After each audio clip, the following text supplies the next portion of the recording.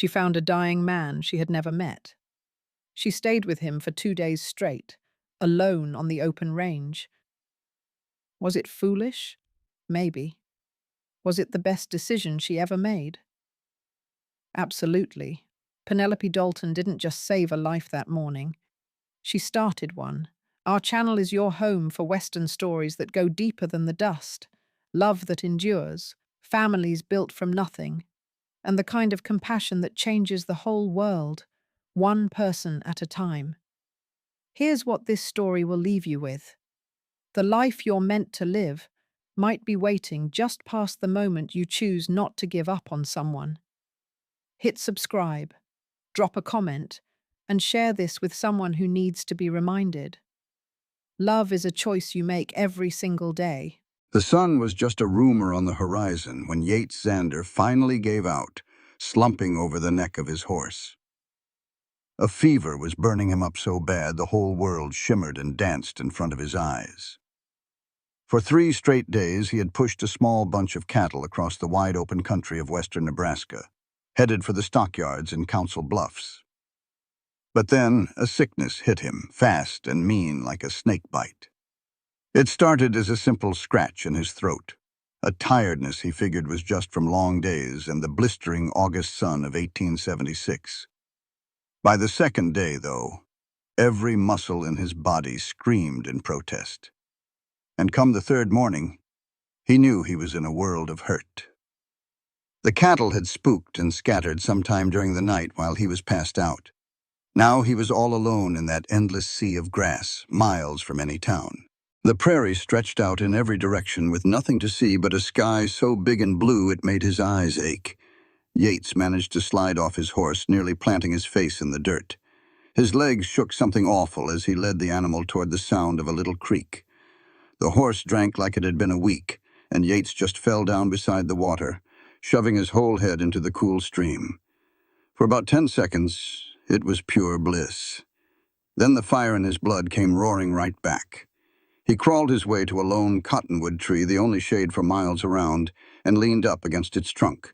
His canteen was almost bone dry, and all he had left to eat was some hardtack and jerky, which his gut refused to keep down. He figured he had a day, maybe 2 if he was lucky, before the fever either broke or took him for good. Out there by himself with nobody knowing where he was, the odds weren't looking too good for him. As the sun climbed higher, Yates drifted in and out, his fever dreams getting all tangled up with what was real. He dreamed of growing up back in Tennessee, of the war that took his father and older brother, and of the long journey west his mother had insisted they make. She had died from cholera 3 years earlier, leaving Yates all by himself at 22 in a world that wasn't kind to a man with no family and no money. He had done all kinds of work, from being a ranch hand to a trail driver, anything to earn $1 for food and a roof. This cattle drive was supposed to be his chance, the one that would earn him enough to buy his own little piece of land. Now it looked like the prairie was just going to swallow him whole, like it had so many others before him. Penelope Dalton had been up and riding well before sunup, pushing her mare across the grasslands. She was out looking for strays from her daddy's herd, cattle that had wandered off in a storm a couple of nights back. Her father, Samuel Dalton, ran one of the bigger ranches over near the Nebraska and Iowa line.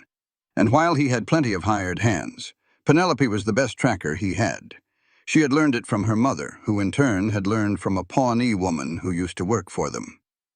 Penelope could spot signs in the dirt and grass that most fellas would ride right over.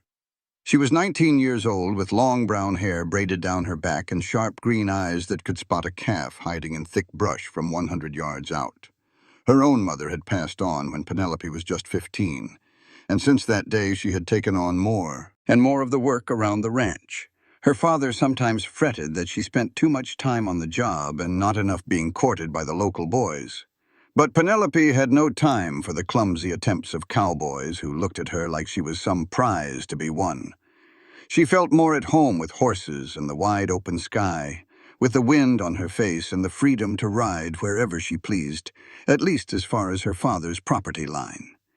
She had been on the trail of those strays for hours when she saw something strange off in the distance. It was a horse, still wearing its saddle, just grazing by a cottonwood tree. There was no rider to be seen, which set off an alarm in her mind. A good cowboy never leaves his horse saddled like that unless something has gone terribly wrong. She nudged her mare into a faster pace, her hand going to the rifle. She kept tied to her saddle. When she got closer, she saw him, a figure slumped against the tree, hardly moving a muscle. Penelope swung down from her horse in a hurry, ground-tying the reins before she walked toward the man. He was young, not much older than her, with dark hair stuck to his sweaty forehead.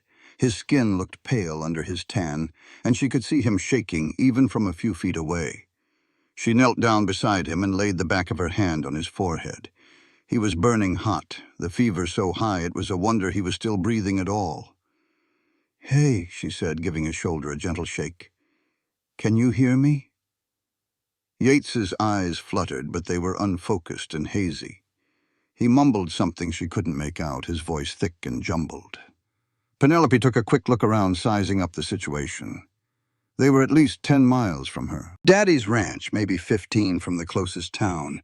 Trying to move him in his condition was risky, but leaving him here was a sure death sentence.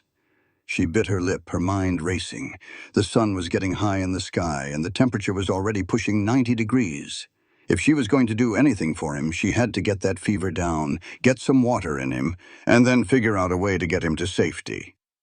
She went over to his horse, a solid-looking sorrel gelding, who watched her with weary eyes but didn't put up a fuss. She searched through his saddlebags and found a nearly empty canteen and a bedroll, but not much else. She took his bedroll and her own things back to the tree, spreading a blanket out in the shade. Then she took both canteens down to the creek and filled them with cool water. When she got back, she gently lifted Yates's head, trying to get him to take a drink. He choked and sputtered at first, but then his body's deep thirst took over, and he managed to swallow a few gulps before slumping back against the tree. Penelope soaked her bandana in the creek water and laid it on his forehead, his neck, and his wrists. She had seen her mother nurse sick hands through fevers plenty of times, and she remembered what to do. You keep them cool, you keep them hydrated, and you say a prayer that the sickness will pass without taking them with it. She worked without stopping, re-soaking the cloth every few minutes as the sun warmed it, patiently coaxing little sips of water into him, and whispering soft words of comfort that she doubted he could even hear. The hours dragged on. The sun hit its peak in the sky and then started its slow slide toward the west. But Penelope never once left his side.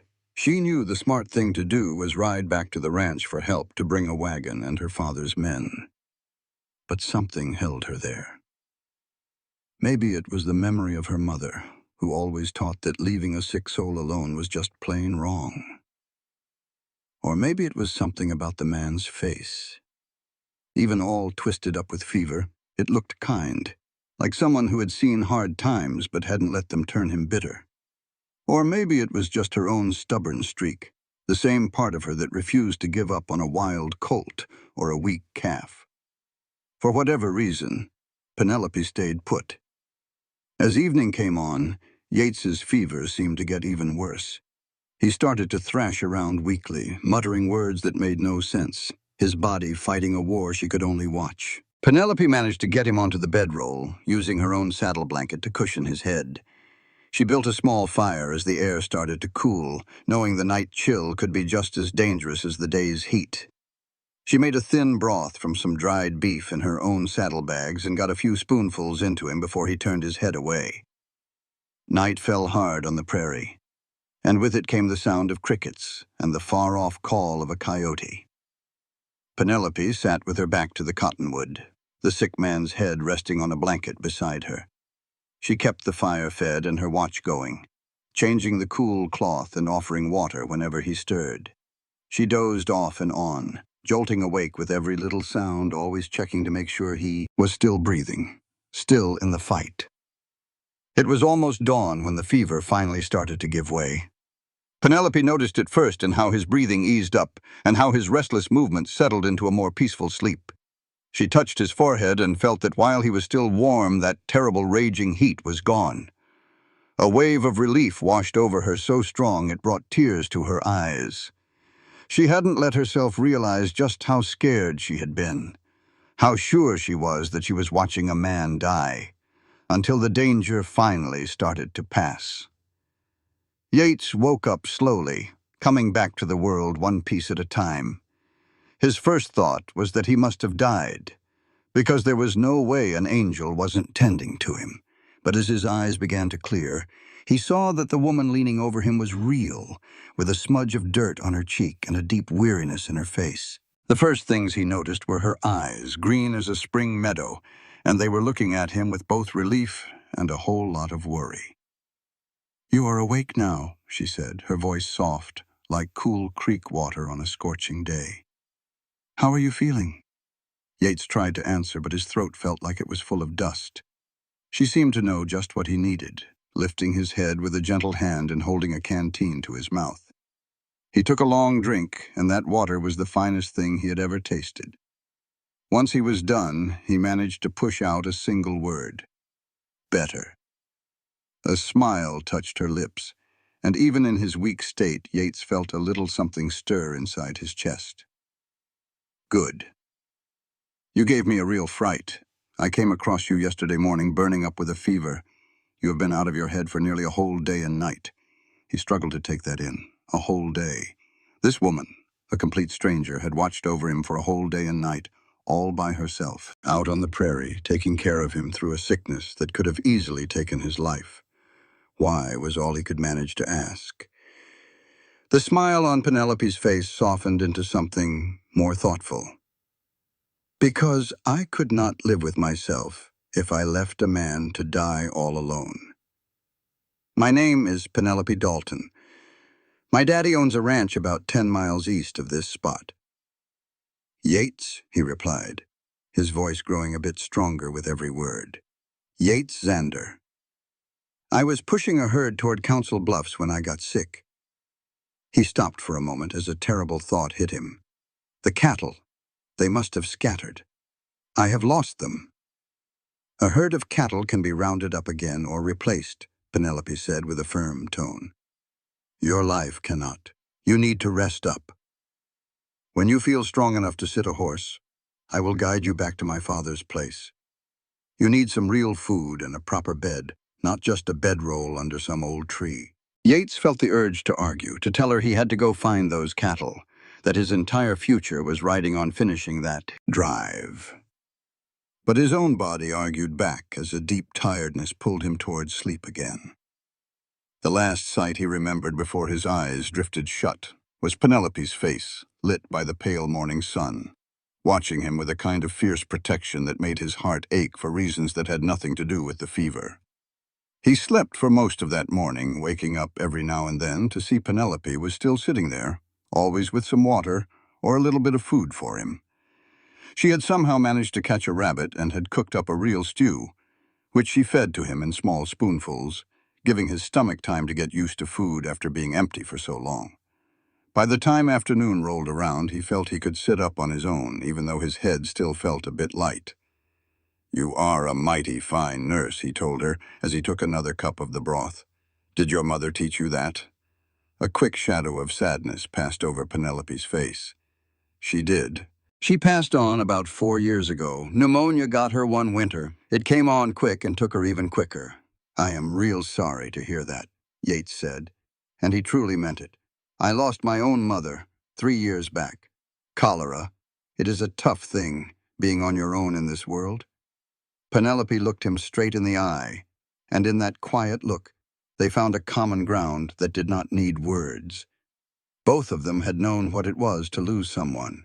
Both of them had to learn to be tough because the only other choice was to fall apart. And both of them were trying to make their way in a world that could be mighty unkind to folks without family to watch their back. "You are not married?" Yates asked, and then right away felt like a fool. Of course, she was not married, otherwise she would not be out here by herself tending to sick cowboys. But Penelope did not take any offense at his question. "No, most fellas around these parts are looking for a wife to keep house and cook and sew and raise babies. I have never been much good at staying put." She said it just like that, with no shame and no need for excuses. "What about you?" Never had enough money or a steady enough life to give a woman something she deserved, Yates had to admit. I have been moving from one job to the next since the war was over. This cattle drive, this was meant to be my big chance. I was going to earn enough to maybe get a little piece of land, start building something of my own. He let his words fade, looking out at the wide open land all around them. Well, now you are alive, Penelope said, her voice firm. And that means you can figure out another way to do it. The world does not come to an end just because one of your plans falls through. She got to her feet, brushing the dust from her divided riding skirt. Do you think you can stand? We ought to try getting you on your horse, see if you are fit for the ride back to the ranch. My father will be getting worried, and you could use a real bed and a hot meal. Yates took her offered hand and let her help him up. The ground seemed to rock under him for a second, but her strong grip held him steady. Steady until he found his balance again. He realized then that she was powerful, not just in her spirit, but in her body too. He could feel the solid muscle in her arm and the firm way she planted her feet. This was a woman who put in a hard day's work and never backed down from a challenge. They finally reached the horses, and with Penelope's help, Yates managed to pull himself up into the saddle. His sorrel gelding shuffled a bit under his weight, but stood its ground. Penelope swung onto her own mare with an easy grace, then guided her horse close enough to grab his reins if he looked like he might topple over. "We're going to go slow," she told him. "You tell me if you need to stop. A man's pride is not worth dying over." The journey back to the Dalton Ranch took a good few hours. Yates felt his energy draining away as they rode, and he had to stop and rest twice. But Penelope never once got impatient or fussy. She just waited, gave him some water, and then they carried on. The sun was starting to sink toward the horizon when they finally came over a gentle rise, and Yates saw the whole ranch laid out below. It was a serious operation, much bigger than he had figured. The main house was a solid 2-story building made of timber and stone, with a big porch that wrapped all the way around the front. There were several barns, corrals crowded with horses and cattle, bunkhouses for the hands, and a few other buildings he could only guess the purpose of. Smoke was curling up from the chimney of the main house, and Yates could make out tiny figures of people going about their evening chores in the distance. As they rode on into the ranch yard, a man came out of the house. He walked with the determined stride of a person who was both mighty relieved and hopping mad.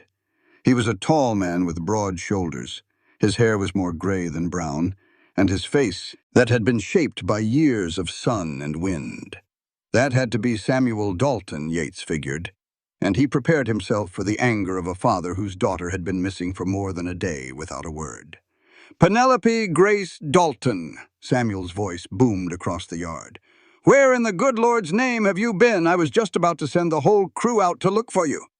Penelope got off her horse and walked toward her father, her chin held high in that stubborn way Yates was already starting to know. "I found a man on the prairie who was dying from a fever. I could not just leave him there, so I stayed with him and saw him through it. He is still weak, but he is getting better. We need to get him inside, get some good food into him, and let him rest in a proper bed." Samuel's anger seemed to evaporate just as fast as it had appeared, replaced with concern and maybe even a little bit of pride. He looked past his daughter at Yates, who was trying his best to sit up straight in the saddle, even though he felt like he could fall over at any second. "Can you walk, son?" "Yes, sir," Yates said, swinging down from his horse with more effort than style. His legs felt shaky, but he forced himself to stand straight. Samuel came over, put Yates's arm over his own broad shoulders to support him. "You stubborn fool, driving cattle by yourself in this kind of heat. You are lucky my daughter stumbled upon you. Come on now, let us get you into the house. Penelope, go tell Maria we are going to need some broth and bread and get the guest room ready." The next few hours were a bit of a haze for Yates. He was settled into a comfortable room on the second floor of the house, helped into a clean nightshirt that was probably Samuel Dalton's, and fed warm broth by a serious-looking Mexican woman named Maria, who seemed to be part housekeeper and part family member. She fussed over him like a mother hen, muttering in Spanish about silly young men who did not have the sense God gave a goose. but her hands were gentle when she checked his forehead for any sign of fever and made sure he drank every last bit of the broth she had made for him. Penelope looked in on him several times, checking on his progress with those sharp green eyes. And every time she did, Yates felt his heart do a funny little flip in his chest, a feeling that had nothing to do with being sick and everything to do with the woman who had saved his life.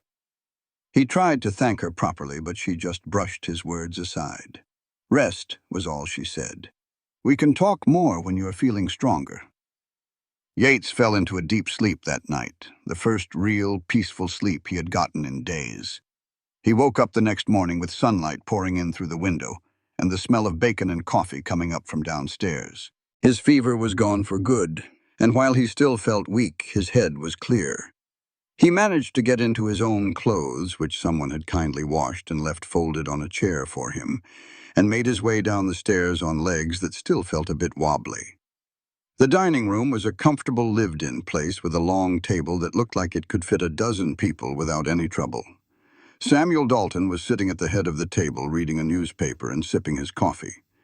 Penelope sat on his right, already dressed for the day in a practical riding outfit, with her hair tied back in its usual braid.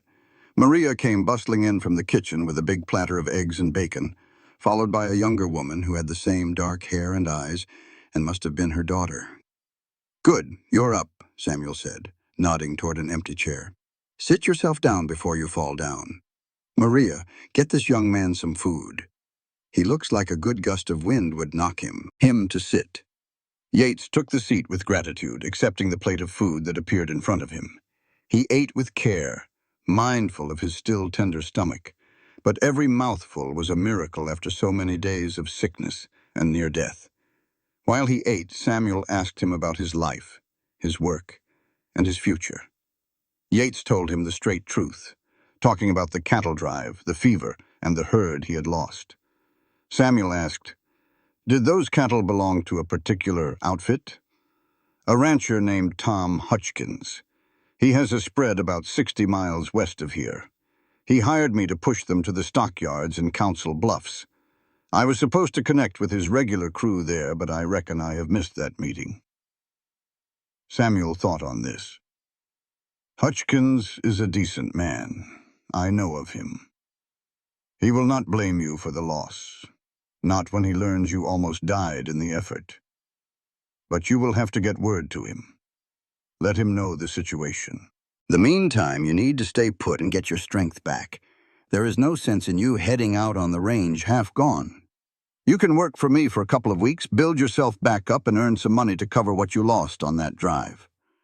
A wave of thankfulness washed over Yates. "Sir, I am at a loss for words. That is mighty generous of you." "It is practical," Samuel replied. "I can always use an extra hand, especially one my daughter claims has enough sense not to abuse his horse." He cut his eyes toward Penelope, who was trying her best to look innocent. "Besides all that, you owe Penelope your life. The very least you can do is stay around long enough for us to be sure you are fully mended." And that is how Yates Zander, against all odds, became a temporary part of the Dalton Ranch. For the first several days, he was only permitted to do light chores. He repaired tack, helped Maria in the kitchen garden, and handled other small jobs that kept him near the main house. But as his body grew stronger, Samuel assigned him more challenging work. Yates showed he was a competent hand, skilled with horses and cattle, and was always ready to work hard and learn something new.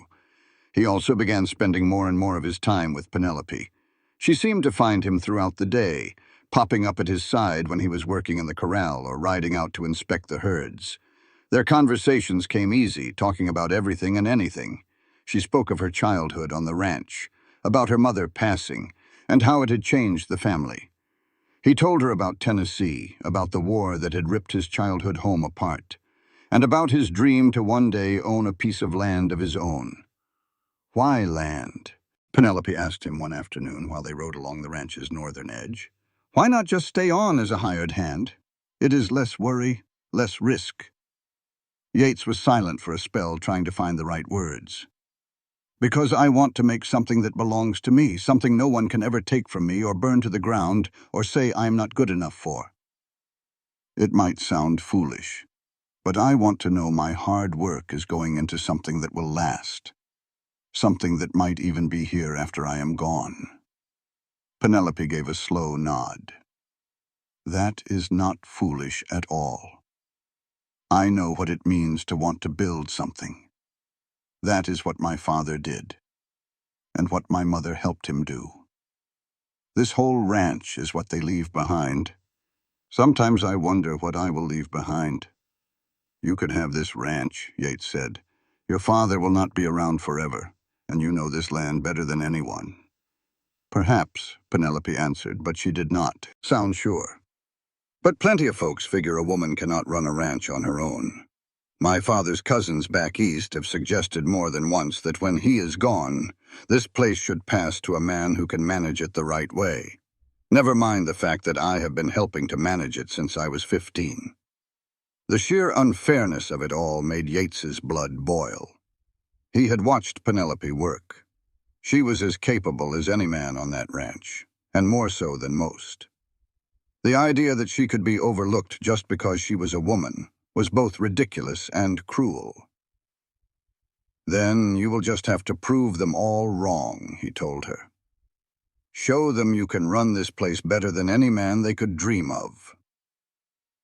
Penelope smiled at him then, and Yates felt that funny little flutter in his chest again. I do like the way you think, Yates Zander. As the weeks turned, Yates started to understand that his feelings for Penelope Dalton went far beyond just being thankful or friendship. The truth was he was falling in love with her, deeply, and without any hope of turning back. It was in the way his heart felt lighter every time she came near. It was in the way he'd make up reasons just to be around her, the way her laugh could make the toughest day feel easy. He loved her strength and her plain old stubbornness, her big heart and her sheer capability. He loved how she sat on a horse like she was born to it, the way she could calm a wild colt with nothing but patience and a soft voice, the way she looked out at the prairie like it was the grandest painting in the world. But Yates also knew a hard truth. He had absolutely nothing to offer her. He was just a drifter, with no land, no money, and no future beyond the wages Samuel paid him. Penelope Dalton deserved a man who was already established, someone who could give her the safe and comfortable life she was due. So he kept all those feelings locked up tight inside, buried so deep they could not. They bring shame to either one of them. What Yates had no way of knowing was that Penelope was fighting the very same battle inside herself. She had never intended to fall for the cowboy she found clinging to life out on the range. But love had snuck up on her just like a prairie sunrise, slow at first and then suddenly bright and overwhelming. She loved his quiet determination, the way he worked his tail off without a single complaint, and the gentleness he showed with his hands when he dealt with the animals. She loved that he dreamed of building something that would last, his refusal to let a hard life turn him sour. She loved the way he would look at her, like she was somebody to be respected, not just her father's daughter, or a woman to be won for her family's land. But Penelope also understood the reality of their place in the world. Her father thought Yates was a fine ranch hand, but that sure did not mean he would welcome him as a suitor. Samuel Dalton wanted his daughter to marry well to a man with land and money, someone who could provide for her and help keep the ranch secure for the future. A drifting cowboy, no matter how good his heart was, simply did not fit into that vision. The tension between how they felt and what they could not bring themselves to say was stretched as tight as a new barbed wire fence, just waiting to snap. It finally gave way one evening in late September. The weather had started to change, with the scorching heat of August making way for cooler nights and the first signs of fall. Yates had been at the ranch for almost 6 weeks, and Samuel had mentioned he would be welcome to stay on for good if he wanted. It was a generous offer, more than Yates had any right to hope for. But the thought of staying on as just a hired hand, watching Penelope eventually marry another man, was more than he could stand. He was in the barn, getting the horses settled for the night, when Penelope came looking for him. She stood there in the doorway, framed by the setting sun, and for a second Yates completely forgot how to breathe. She walked toward him slowly, her face impossible to read. "You are planning on leaving," she said. It was not a question. It was a statement. Yates put down the brush he was using on his horse and turned to face her head-on. "I have been thinking on it. Your father has been more than fair, but I cannot work here forever. I need to find my own path, start building something I want." "And what is it you want?" Penelope asked, stepping even closer. Yates felt the walls he had built so carefully around his heart start to shake. "I want land of my own, a place to build a home, raise some cattle, maybe have a family one day. I want something that will last, something real." "With anyone in particular?" Penelope's voice was quiet, but her eyes were intense. Yates knew he ought to lie. He should protect them both from the sheer impossibility of his feelings. But standing there in the fading light with Penelope looking at him as if he held the answer to a question she was terrified to ask, he found he just could not do it. "With you," he said, plain as day. "If I am being completely honest, everything I want starts and ends with you. But I have nothing to offer you, Penelope. I am just a cowboy with no land, no money, and no future beyond the next job. You deserve a whole world more than that."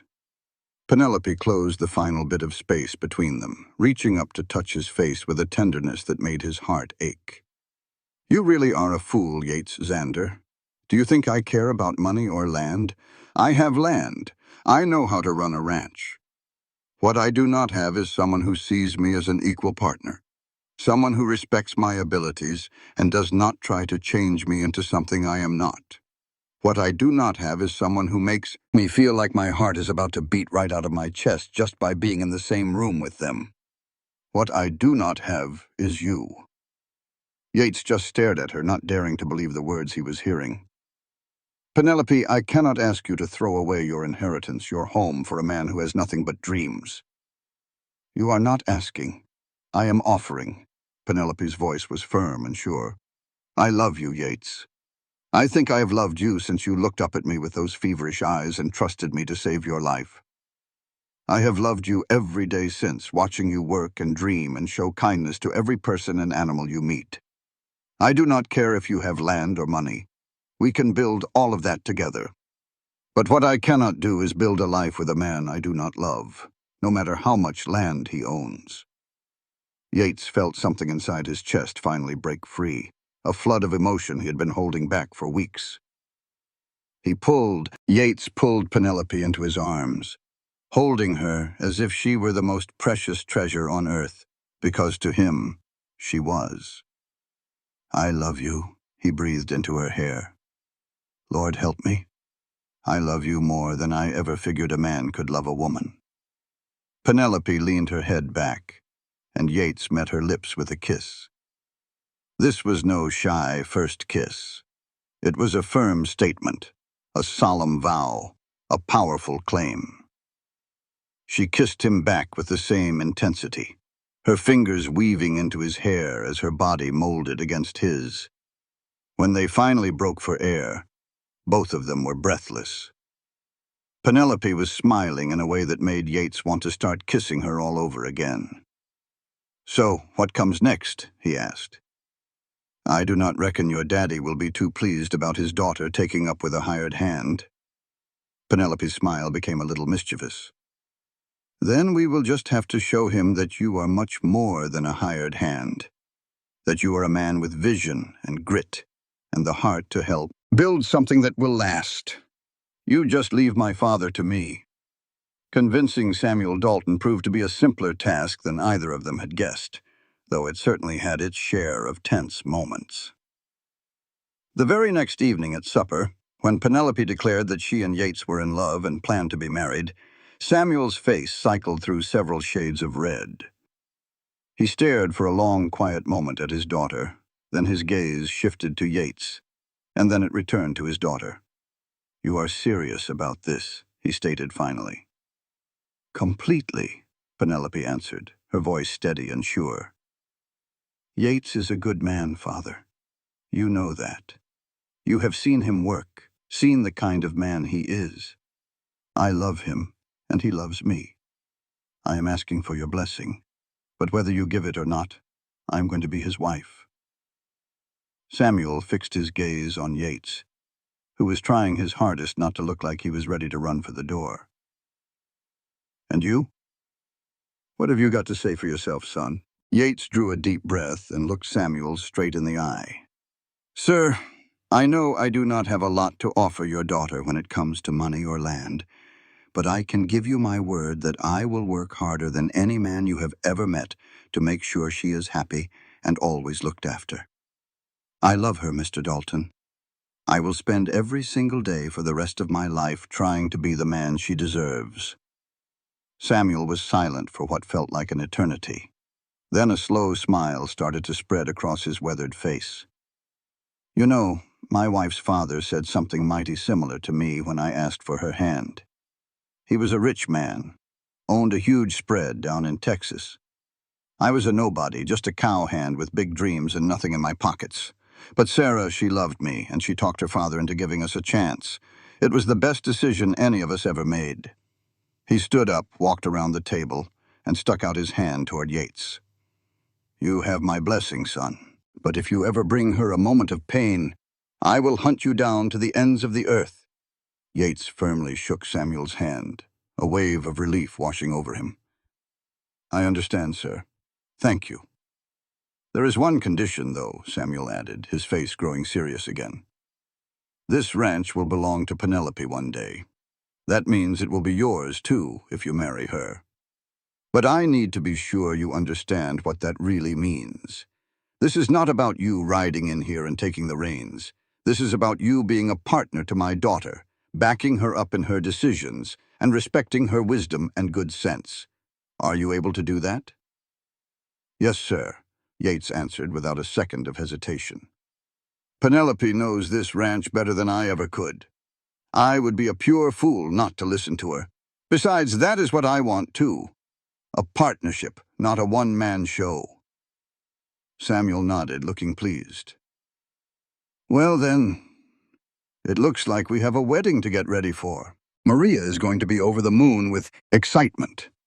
That woman has been trying to get Penelope married off for years. They were wed in the early days of November in 1876, in a simple service right there at the ranch. The local preacher said the words, and nearly all the ranch hands and neighboring families came to see it. Penelope wore her own mother's wedding gown, which had been kept safe in a trunk for years and was altered just a bit to fit her taller build. Yates wore a new suit that Samuel insisted on buying for him, declaring that his future son-in-law could not get hitched in dusty trail clothes and a work shirt. As Yates watched Penelope walk toward him, her hair glowing like polished copper in the autumn sun, he thought about how close he had come to dying out on that open range. If Penelope had not discovered him, if she had not stayed by his side and nursed him back to life, he never would have known this kind of happiness. It felt unreal that just a few months before they had been strangers, and now they were about to pledge their entire lives to one another. But sometimes the greatest blessings in life appear when you are not looking for them, born from hardship and a lucky chance and the simple choice to help another soul in their darkest hour. The service was brief but heartfelt. When the preacher declared them husband and wife, Yates kissed Penelope with all the love, gratitude, and hope that filled his heart.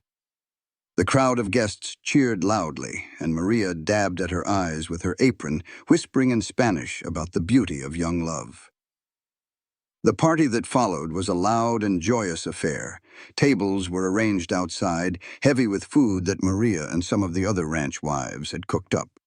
There was roasted beef and warm bread, pies baked with the last apples of the season, and plenty of cider and beer for anyone who was thirsty. Somebody brought out a fiddle, and before long, music drifted through the air, drawing folks onto a makeshift dance floor. Yates danced with his new wife, and then with Maria, and then with a few of the neighbor ladies who wanted to give him a proper welcome to the community. Penelope danced with her father, and with tears rolling down both of their cheeks, Yates felt a lump form in his own throat, just watching them. As the sun went down and lanterns were lit, Yates gently led Penelope away from the party, taking her to the barn where they had first admitted their feelings for each other. They stood there in the peaceful quiet, listening to the distant sounds of the celebration, holding each other close. "Are you happy?" Yates asked, placing a soft kiss on the crown of her head. "More than words can say," Penelope answered, looking up at him with those green eyes that had captured his heart from the very first time he saw them. "But I have something to tell you." "What is that?" "When I found you out on the prairie, burning up with fever, I just had this feeling. Like destiny had put you right in my path for a reason. I told myself it was a silly notion, that I was just helping a sick man, and that would be the end of it. But a little part of me knew, even back then, that you were going to change my whole life." Yates smiled and gently touched her cheek. "You changed mine. You saved my life in more ways than just one. I was just drifting before I found you, Penelope. Moving from one town to the next with no real purpose other than to get by. You gave me a reason to build something that would last, something real. You gave me a home." They kissed again, a slow and gentle kiss that held the promise of all their years to come. When they finally walked back to the party, hand in hand, the first stars were starting to shine in the sky. A million points of light were scattered across the endless prairie night. The first year of their marriage was a time of learning and settling in. Yates had to grow accustomed to the idea that this ranch was his home now, that he was more than a hired man. He was a partner in running the place. Samuel was patient in teaching him the business end of ranching, showing him the contracts, the bargaining, and the important relationships with cattle buyers that kept the ranch going strong. Penelope taught him about the land itself, showing him the best spots for grazing, where to find water even in the driest years, which cows were the strongest breeders, and which ones needed to be separated from the herd. They also learned the small private things about each other that make up a marriage. Yates found out that Penelope was slow to wake in the mornings until she had her coffee, that she spoke to the horses as if they were old friends, and that she would cry at weddings but never at funerals. Penelope discovered that Yates sometimes had bad dreams about the war, that he was ticklish just behind his left ear, and that he could not carry a tune to save his soul but hummed to himself while he worked all the same. They had their disagreements, of course. Yates sometimes wrestled with his own pride, finding it a challenge to admit that Penelope often knew better when it came to decisions about the ranch. Penelope sometimes had a hard time remembering to include him in choices she had been making on her own for years. But they learned how to talk through their differences, to remind themselves they were partners, and that respecting each other's wisdom and feelings mattered more than being right. By the spring of 1878, they had truly found their stride. The ranch was prospering under their joint leadership. Yates had shown himself to be not just a hard worker, but also a sharp negotiator and a smart businessman, getting them good prices for their cattle and finding new markets. Penelope kept managing the day-to-day work on the ranch with the same skill and care she had always had. Working together, they were creating something far bigger than either of them could have managed alone. It was in June of that year that Penelope told Yates she was expecting their first child. He was in the barn, putting a new shoe on one of the horses, when she came to the doorway with a peculiar look on her face. He put down his tools right away, worried. "What is wrong?" he asked, walking toward her. "Nothing is wrong," Penelope said. Then she broke into a smile that was both brilliant and a little bit scared. "I am going to have a baby. We are going to have a baby." Yates felt as if someone had landed a punch square in his chest, but in the best way possible. A child. It was going to be their child. He gathered Penelope into his arms, treating her like she was the most precious thing in the world. "Are you certain?" Penelope nodded. "Maria is sure of it. And you know Maria has helped bring half the children in this county into the world. She is rarely ever wrong about these things." Penelope leaned back to see the look on his face. "Does this make you happy?" "I know we never really talked about having little ones, but I want this child, Yates. I truly want to start a family with you." "Happy is not a big enough word for this," Yates told her, his voice thick with feeling. I'm scared to death, and excited beyond belief, and just so thankful. We are going to have a baby." Samuel was overjoyed by the news. He immediately declared that Penelope was not to do any more heavy lifting around the ranch. Penelope just rolled her eyes at how protective he was being, but she agreed to take things easier, especially as the months went by and her body began to change. Yates fussed over her and was so protective that Penelope found it both a little bit annoying and incredibly sweet, but she put up with it because she knew it was all coming from a place of love. Their son was born in February of 1879, right in the middle of a cold spell that turned the water troughs to ice and kept everyone huddled up close to their fireplaces. The birth was a long, hard affair, with Maria and the town midwife helping. Yates wore a groove in the hallway floor, pacing back and forth outside the bedroom, listening to Penelope's cries and feeling utterly useless. Samuel sat there with him, offering quiet words of comfort that did almost nothing to calm his nerves. When Maria finally came out with a big smile on her face and said he had a son and that Penelope was exhausted but okay, Yates felt like he might just fall over from pure relief. He hurried into the bedroom and found Penelope resting against a stack of pillows, tired and sweaty, and looking more beautiful than he had ever seen her. She was holding a small bundle wrapped up in blankets. She looked at him, her eyes filled with tears. "Come and see your son," she whispered. Yates walked over slowly like he was on sacred ground and gazed down at the little face looking out from the blankets. His boy had a full head of dark hair and eyes that were still that hazy blue all newborns have, but he figured they might turn brown or green later on. He had tiny, perfect hands that grabbed on tight when Yates carefully touched them. As he looked at his son, this new life he and Penelope had brought into the world, Yates was hit with feelings so powerful he could not even name them. It was love, for sure, but also a fierce need to protect him, a promise to be the kind of father this boy deserved, and to give him the safe, loving home that Yates had lost when he was just a kid. "He is perfect," Yates breathed. "What are we going to name him?" They had thrown some names around while she was pregnant, but none of them had felt exactly right. Now, looking down at her son, Penelope said, "Samuel, for my father. He has been so wonderful to us, Yates. I want to honor him." Yates just nodded, his throat too tight with emotion to say a word. He bent down to kiss Penelope's forehead and then his son's. Samuel Zander. Now that is a good, strong name. Little Samuel was a strong, happy baby who seemed to have his mother's determined spirit and his father's calm nature. As he got bigger, you could see he also had his mother's green eyes and his father's dark hair, a perfect mix of the two of them. Samuel Dalton absolutely adored his grandson.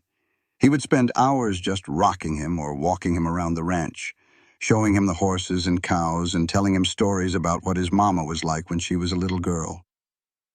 Life fell into a comfortable new routine, a life that followed the work of the ranch and the needs of a growing boy. Yates and Penelope were a perfect team, running the ranch and raising their son together. They brought on more ranch hands so Penelope could have her mornings with Samuel before she went out to manage the day's work. Yates got good at balancing the account books with a sleeping baby in one arm. Maria became like a grandmother to the boy, teaching little Samuel songs in Spanish and slipping him sweets when his folks were not watching. As Samuel went from a baby to a toddler and then a young boy, the ranch just kept on growing. People all over knew Yates was an honest man and a smart rancher, and the Dalton Zander Ranch got a reputation as one of the best spreads in the whole area. When Samuel Dalton died in his sleep in 1885 at 67 years old, everyone was sad, but it was not a shock. He had lived to see his grandson turn into a smart, lively 6-year-old who loved horses and the open prairie just as much as his mother and grandfather always had. He got to see his daughter happy and doing well, with the ranch safe in the hands of two people who loved the land and loved each other. It was just like Yates said at the service, a good life that was lived all the way. Penelope missed her father something fierce, but she found peace knowing how proud he was of her, and proud of what she and Yates had made together. The ranch was officially theirs, although they had really been running it for quite a while. They did not change a single thing about how it was run, keeping up the high standards Samuel had always insisted on, and just building on the legacy he left behind. More children came along. A little girl they named Rose was born in 1881, and then another boy, Daniel, in 1884. Each new baby was a joy, and each one a gift. The house was soon filled with the sounds of laughter and the happy mess of children growing up. Samuel, being the oldest, took his job as big brother very seriously. He was always watching over his little brother and sister with a protective streak that made Yates think of Penelope.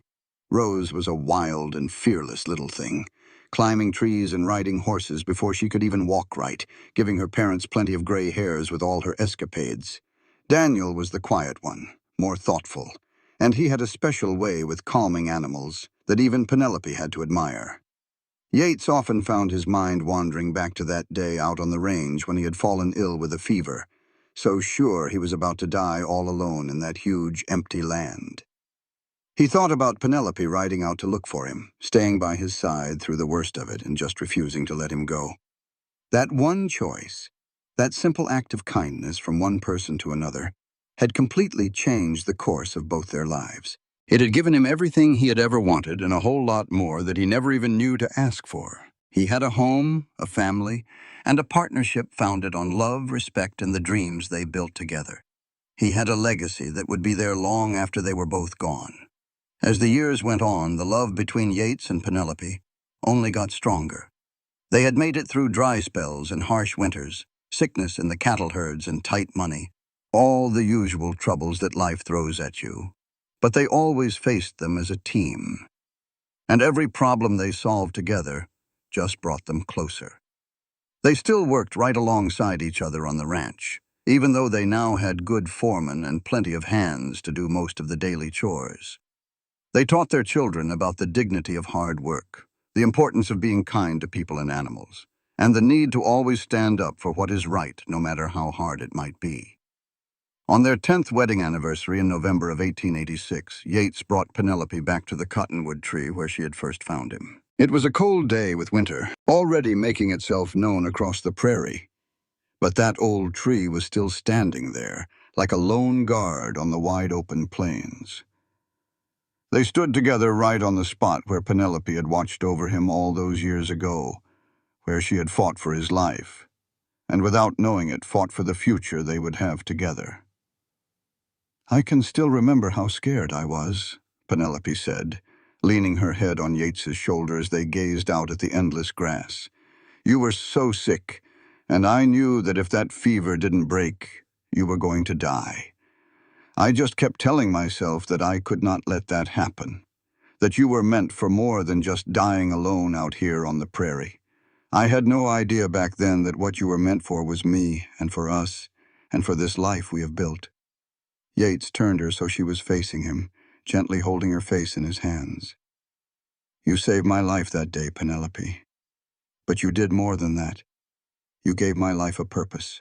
Everything that I am, everything that I have, and everything I ever hope to become, it all began with you. It began when you decided to stay right here when any other person would have just ridden on by. I love you more than I could ever find the words to say. I will love you until my last day on this earth, and even after that, if the good Lord allows it." They shared a kiss there under the cottonwood tree, the very same one that had given them shelter in their most desperate time, now standing as a witness to their happiness. The wind blew hard around them, cold and biting, but they were warm, wrapped in each other's arms, shielded by a love they had built piece by piece, day after day, one choice at a time. The years kept on passing, marked by the turning of the seasons and by the big moments in their children's lives. Samuel grew up to be a fine young man and took on more and more work around the ranch. It was clear to everyone he was going to run the place himself one day. He fell in love with the daughter of a rancher nearby, a smart and capable young woman named Catherine, who reminded Yates a whole lot of Penelope. They got married in 1896 when Samuel was 17 and Catherine was 18, in a wedding that was even bigger and more full of joy than Yates and Penelope's had been. Rose, staying true to her wild spirit, took a bit longer to find her path. She worked on the ranch right next to her brothers, and she would not be pushed into doing just the things a woman was supposed to do. She eventually fell for a horse trader who came through the area often, a man who loved her fierce independence and could match her adventurous soul. Daniel, the youngest, had a real talent for handling difficult horses. He started a training business on a far corner of the ranch and got a name for himself all across the territory for his patience and skill. By the year 1900, Yates and Penelope were grandparents several times over, with Samuel and Catherine brought 3 little ones into the world, one right after the other. The old ranch house had to stretch its walls over the years to make room for them all, and it was always humming with the sound of kids playing and learning. It was another generation putting down roots, taught to cherish the land and look after their own. Of course, Yates and Penelope had gotten older.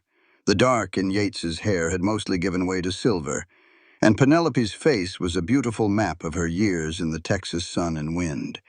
But they were still spry, still had a hand in the ranch, and were still just as much in love as ever.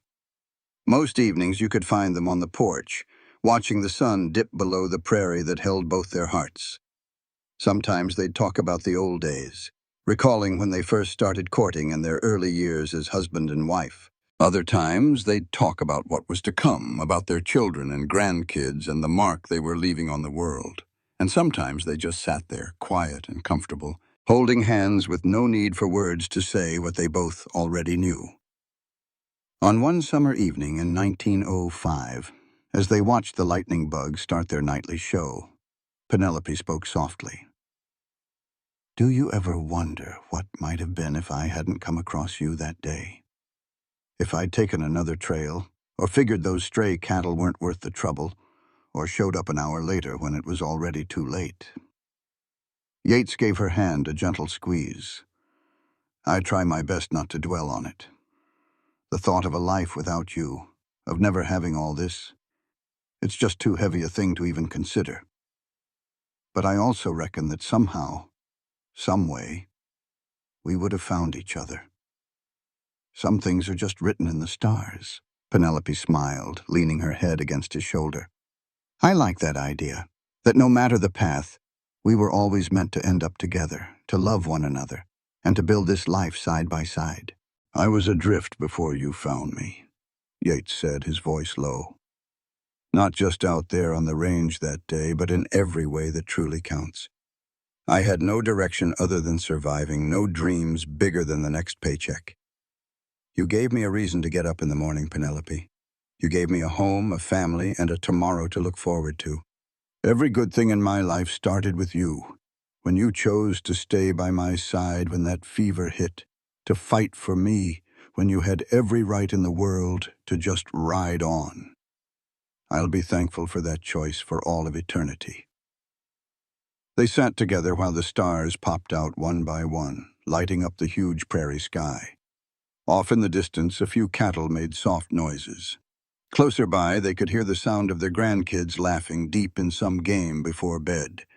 Maria's voice carried from the kitchen, calling everyone inside for evening prayers and a little something to eat. These were the sounds of family, of a home, of a life lived fully and loved deeply. Yates and Penelope Zander lived long and full lives, staying busy on the ranch until their bodies finally told them it was time to rest. They watched their children raise families of their own, and then watched their grandchildren do the same. They saw the new century roll in, and with it came changes to the West they sometimes understood and sometimes missed. The wide open ranges they knew as youngsters were now being closed in by fences. The wild frontier was slowly being tamed into settled farms and neat little towns. But through all those shifts and changes, their love for each other was the one thing that never wavered, a steady anchor in a fast-moving world. When Yates passed on in 1918 at 64 years old after a short sickness, Penelope's heart was heavy with grief, but not with bitterness. She was given 42 years with the man she adored, which was far more than most folks ever get. They had built a fine life, raised 3 good children who grew into decent, capable adults, and created a legacy that would carry on for generations to come.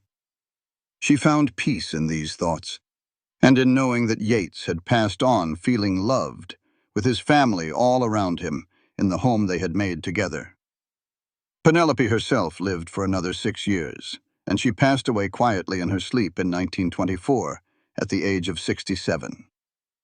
She was laid to rest right next to Yates in the little family cemetery on a hill that looked out over the ranch. Their children and grandchildren and great-grandchildren all came to say their goodbyes and to celebrate them. They remembered two people who had loved with all their might, who had built something that would last from nothing more than a chance encounter on the open range and the simple choice to help another soul in need. The cottonwood tree where Penelope had first found Yates stood tall for many more decades, becoming a bit of a family legend. The young Xander kids were all told the story of how their grandmother rode out all by herself and found their grandfather near death from a fever.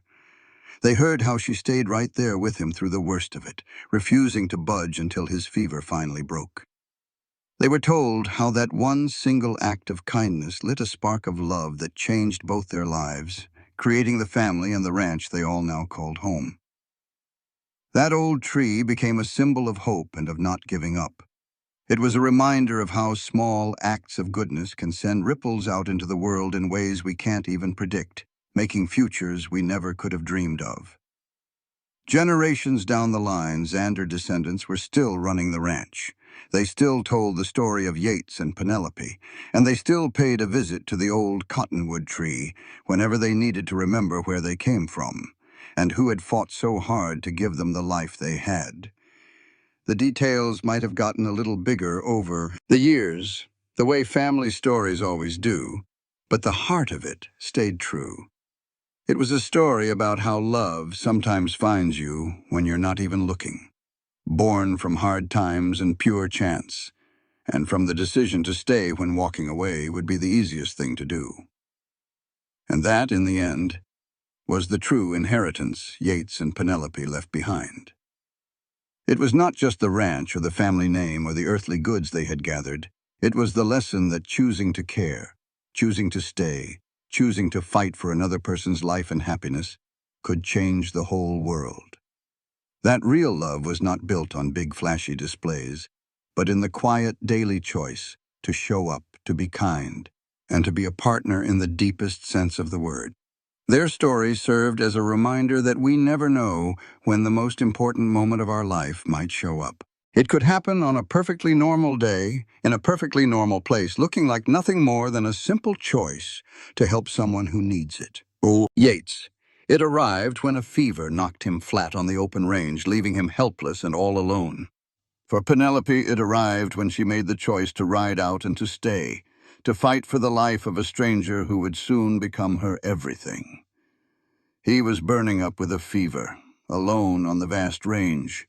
She rode out and stayed right by his side until it passed. And from that simple start, from that one moment of crisis and compassion, a whole new world came to be. It was a world of love and family and legacy, of dreams built and hardships overcome, of two people who found in each other everything they had ever been looking for, and a whole lot more. It was, when all was said and done, a love story for the ages. Not because it was flawless or without its share of troubles, but because it was genuine, because it lasted through the good times and the bad, through sickness and in health, for all the years that God saw fit to give them together. Because they picked each other not just one time at an altar, but every single day of their lives. Because when the fever came, no matter what shape it took, they stayed, they fought, they saw it through together. And that, their descendants would say for generations after, was the truest way to measure love. It was not about grand promises or poetic words, though those things had their moments. It was about the quiet, stubborn refusal to leave when leaving was the simpler path, to care when being indifferent would have been safer, to fight for each other, for their family, and for the life they had built from scratch. No matter what trials came their way, the prairie wind still swept across the range where Penelope found Yates all those years back. The grass still grew tall and green in the summer, turned to gold in the fall, and slept under a blanket of winter snow. The cottonwood tree kept watch over it all, its roots dug deep into the earth, its branches reaching for the endless sky. And somewhere in that timeless place where love lives on beyond this world, Yates and Penelope still rode together across the open range, forever young, forever in love, and forever tied together by the choice she made on a blistering August morning in 1876 to stay until the fever broke.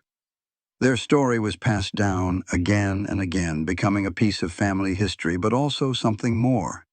It became a reminder to all who heard it that at different times in our lives, we are all either the person burning up on the open range or the person who rides out to help. It taught that we all have the power to change a life, including our own, with simple acts of compassion and bravery. That love, the real kind that lasts, is not forged in the easy times, but in the moments of trial, when we choose to stay instead of ride away. And so the story ends right where it began. On the open range under that vast prairie sky, with two people whose paths crossed at just the right moment in just the right way.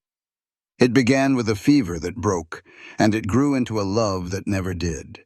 It all came from a choice to stay that echoed down through the generations, creating ripples of love and family and legacy that would last as long as the prairie grass grows and the wind blows free across the land they both loved so dearly. This content was carefully researched, developed, and manually edited by our team to deliver meaningful stories with valuable life lessons. Every narrative is crafted to entertain, inspire, and empower our audience. Thank you for being part of our community.